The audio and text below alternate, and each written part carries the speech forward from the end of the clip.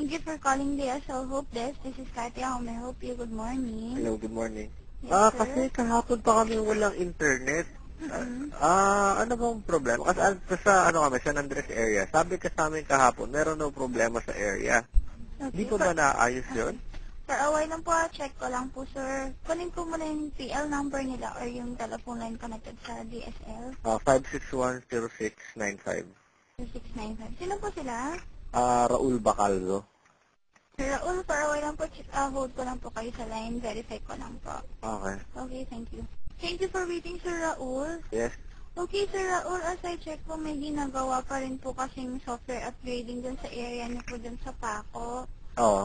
Okay. Sir, ganito po, kuhanan ko kayo ng mga information and then contact number para once na nag-resume po, matawagan po nila kayo for the feedback. So, we're gonna be paying for the 2 days na hindi kami nakakapag-online, nakakapag-internet, ano? Kasi sir, may ginagawa nga po. Yun nga. Pero I'm just saying, nababayaran namin yun, di ba? Kahit hindi naman nagagamit. May, ibig sabihin may trouble po, try po natin i-apply yung rebate sa 171. Kung gusto niyo sir, gawan po kayo ng report dito para po ma-apply nyo to once na nag-up na po yung system nila doon. Matagal pa ba yan? Kasi ang hassle, alam mo yun, kasi kaya kami nagpakabit ng DSL kasi meron kaming phone line na tawag doon, iFreedom para tumawag sa states na unlimited. Pupunta akong US sa Monday, hindi ako makatawag. Kailangan ko maibigay itinerary ko lahat-lahat. Hindi ko alam kung di ako makatawag. Yun yung main purpose namin para makatawag. 2 days nang wala. Matagal pa ba yan? Okay.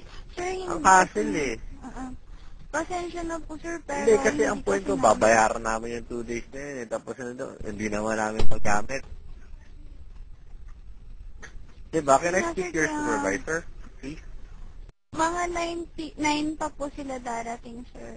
9 a.m. pa po yung supervisor. Hindi, kasi bakit ganon? Ano bang problema? Explain mo sa akin.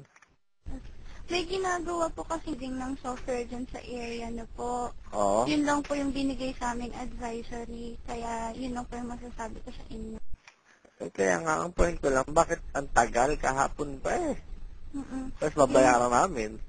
Yun nga sir, kaya nga po gagawin ko kayo ng report para just in case mag-up na po, mabigyan nila kayo ng feedback.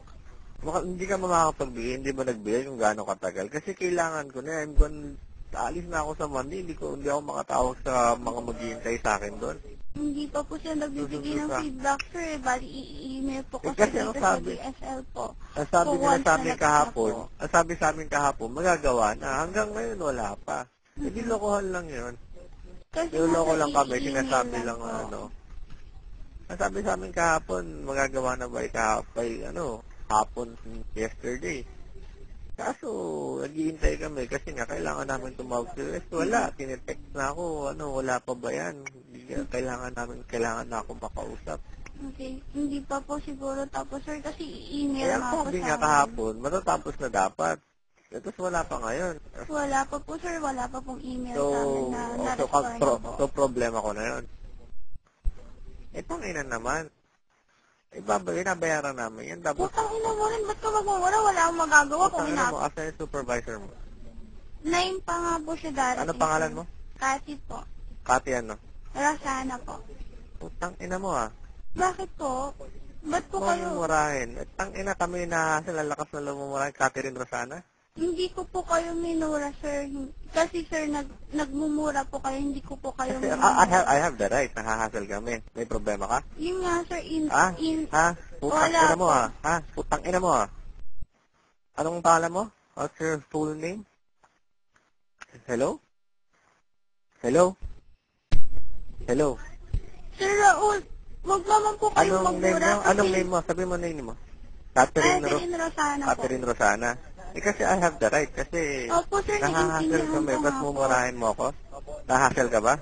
May problema ka? Ako kasi kailangan ko tumawag talaga si Wes. Kasi Opo, kaya nga po, nagsabi sir. kayo kahapon tapos munura mo ako. Sir, Saan pakausap mo supervisor mo?